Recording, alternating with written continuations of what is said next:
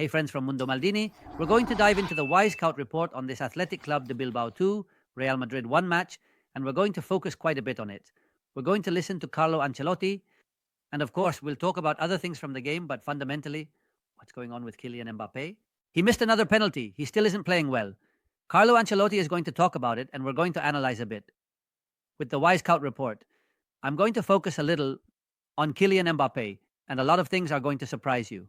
So we're going to use Y Scout. And here we have Mbappé, almost as if he's asking himself, what's happening to me?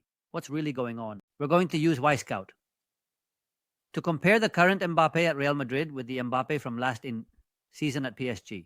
I want to say that the Mbappé from last season at Paris Saint-Germain was by no means a brilliant Mbappé, but he was better than the one we have at Real Madrid right now.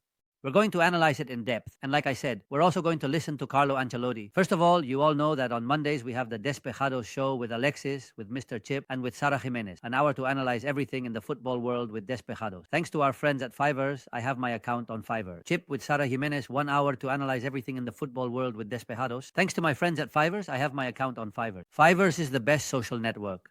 For football fans, let's say it's the capitalized social network for football lovers. I'll leave the link to my Fiverr's profile in the video description box. And honestly, you're going to be amazed. I invite you to download it to get the 2009 app because Fiverr's is spectacular. It really is worth it. Let's analyze what happened with Y Scout and listen to Ancelotti. All right, let's go.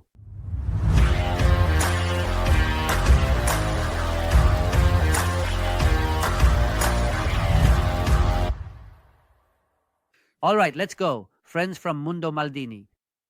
This is the image of Mbappé when Jude Bellingham comforts him after missing the penalty, which would have tied the game at 1. Then Madrid ended up equalizing, but ultimately lost the match because of that mistake by Valverde, of course. But it's the second consecutive penalty that Kylian Mbappé has missed, and he misses them in key matches where Real Madrid ends up losing. Liverpool would have been the equalizer, but he misses it. Athletic Club de Bilbao at San Mamés would have been the equalizer, but he misses it. Also, both of them were taken to the same spot, and the goalkeeper easily saved both. It is clear that Mbappé is not well, and we are going to analyze many things about Kylian Mbappé 2009. First of all, let's start by listening to Carlo Ancelotti. He's probably not at his best level, much more than 1%. But we need to give him time to adapt. He's already scored, as you mentioned, 10 goals. Can he do better? Obviously, yes, he is working to be the best. That is what Carlo Ancelotti says, that he is working to do better. It is obvious. Well, it would really be the height of absurdity if he wasn't working to get better. It would be the ultimate. But is Kylian Mbappé really that bad? Is this guy Mbappé really that bad? I think so. I really do think he's going to improve. Well, the room for improvement is very wide. It's clear that the room for improvement is very wide. But let's analyze what Kylian Mbappé did last season at PSG and what he's doing now with Real Madrid. I've just put it up. Here you have it. These are the first details. I've only included his club stats. We've removed the national team since he's not playing for them right now. This is the complete last season with Paris Saint-Germain. There you have it. 23-24 for PSG and 24-25 for what we've seen so far with Real Madrid. The first thing we see is that last season he scored 44 goals and this season he has 10. The goals per 90 minutes last season were 0.94 and this season he's at 0.5. In other words, he's scoring practically half as many goals, just a little over half of what he did last season. So at the moment, he's like half the player in terms of goal scoring ability compared to what we saw last season at PSG, which wasn't even close to his best. I would say he was quite underwhelming last season. Quite underwhelming. There's the expected goals topic. Last season, he exceeded expectations with 38 expected goals, scoring 44. He was above logic. Now he's below expectations, missing a lot. With 15.71 expected, he should have 16 goals but has 10. Last season above, this season below. That's key for Mbappé. Later, we'll examine Jude Bellingham and more match detail. He should have almost 16 goals.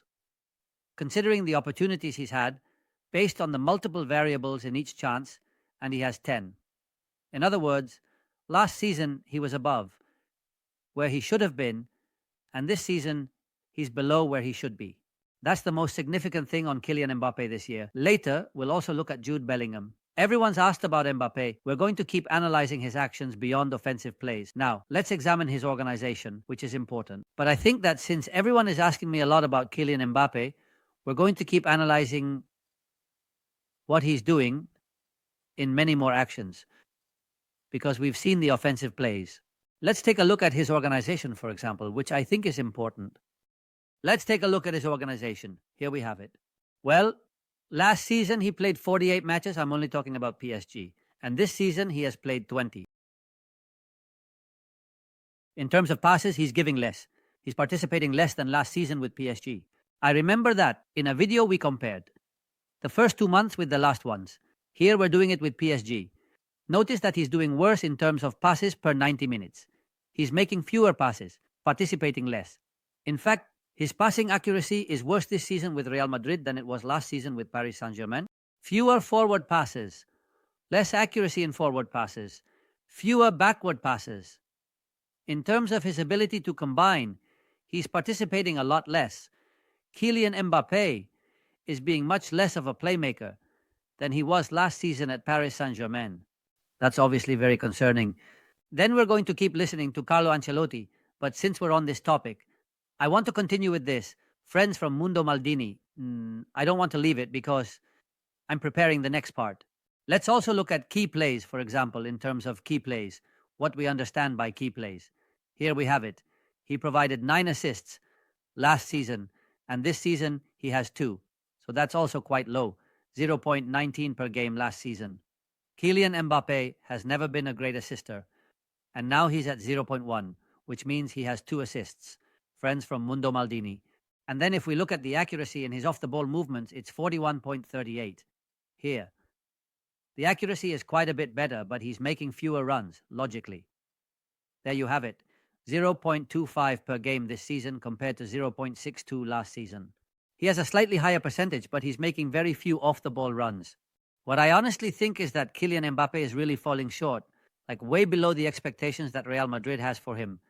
That's the truth. I'm also preparing some more things here that I think you're going to like to see. For example, here we have it too. Well, second assist. All of this I don't pay much attention to. We've already seen the topic of off-the-ball movements. He's also making fewer passes in the final third. Almost all of Kylian Mbappe's stats are worse than last season with PSG, where he wasn't doing that great either.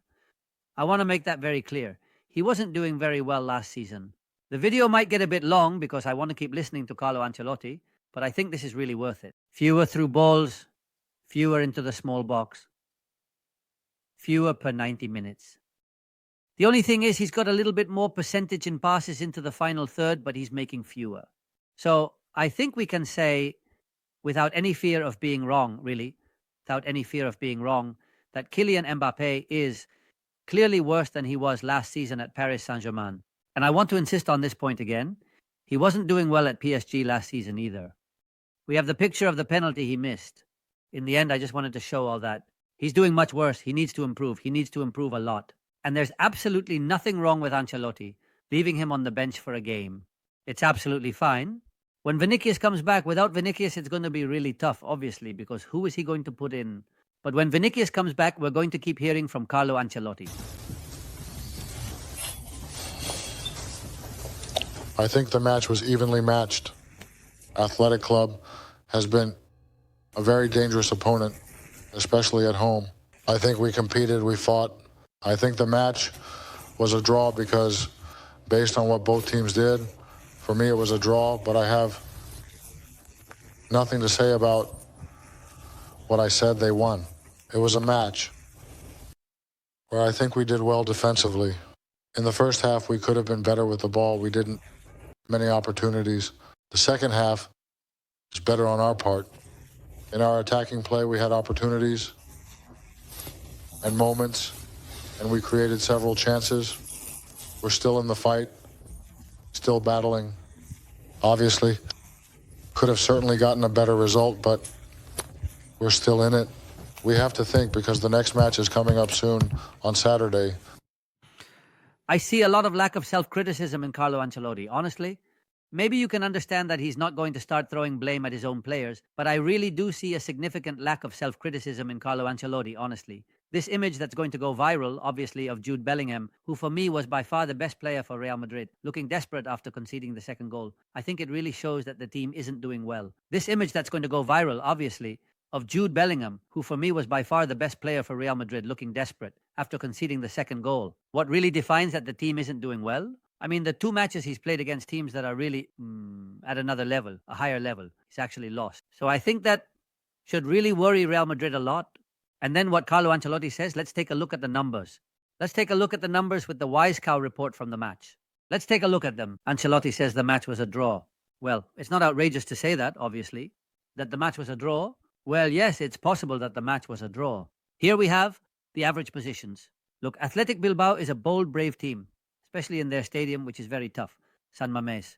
In fact, only Atletico de Madrid has won in that stadium, and it was with a last-minute goal from Correa in a match that was already heading for a 0-0 draw. Well, the average positions are higher. Athletic Bilbao's are much higher, quite a bit higher. If we look at the numbers a bit, the cold hard facts, as I like to say, we see that Athletic Club had more offensive actions. There you have it. More offensive actions, 34-31. And with shots, it was 10-8. In other words, Atletico de Bilbao had more shots. Here you have the shots, 10 on target. For Athletic Club, 5 for Real Madrid.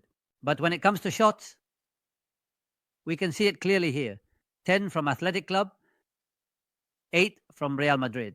And then if we look at the ball possession, well, the ball possession was 61-39. Correct. More for Real Madrid, but far from the area. It's just that Athletic Bilbao had more possessions than Real Madrid did in the small areas. Madrid is also lacking depth and the ability to break through opposing defenses.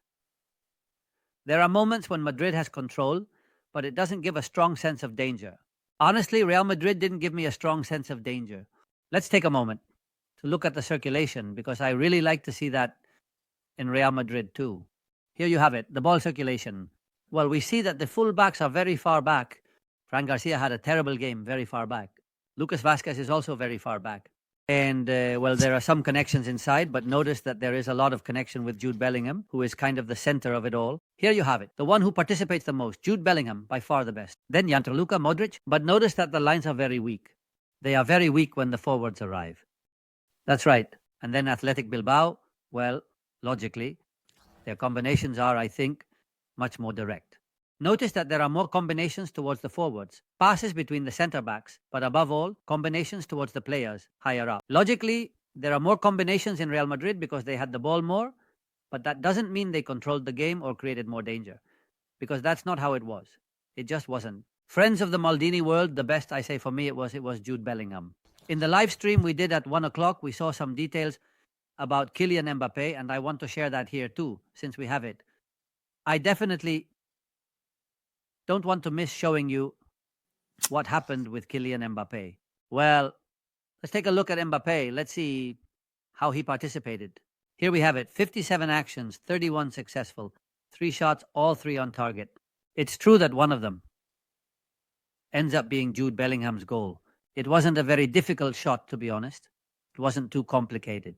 And here we have the actions. In the second half, he participates more as Madrid dominates. But with the ball, his passes are few and short. He lacks playmaking ability. Mbappé isn't doing well. Unlike Jude Bellingham, the standout with a goal. He practically has no playmaking ability. Mbappé is frankly not doing well.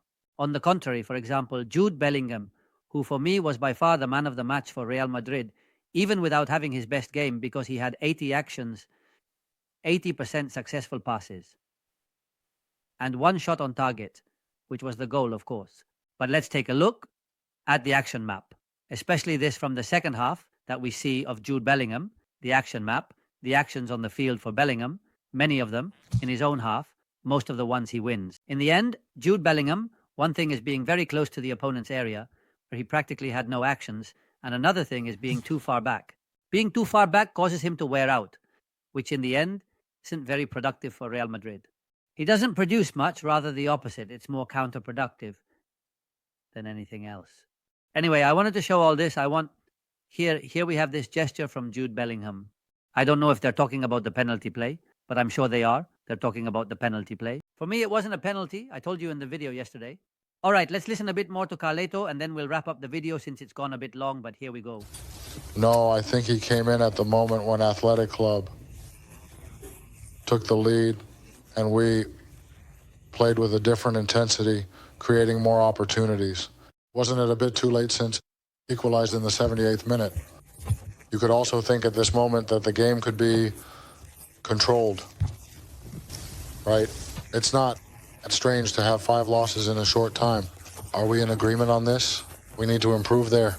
I think in the last few games, we've improved in some areas, but we're still not as solid as we were last year. We have to keep working on that because that's the key. The truth is that the last 2 losses have come in very tough, very complicated places. Now, little by little, we're going to get the players back and we're going to improve our level. Well, Carlo Ancelotti is very convinced that they will improve their level. I think so. When Vinicius comes back, obviously the level will improve a lot, but I wanted to analyze all this. I know we've talked a bit less about Athletic. I know Athletic Club played a really good match. We've seen some details, but, well, this is the first goal and us for Real Madrid. We've especially analyzed Kylian Mbappé, but we've also looked at more aspects with our friends from Wisecout, and it's a pleasure to share it with you all. A hug. Bye-bye. Bye-bye.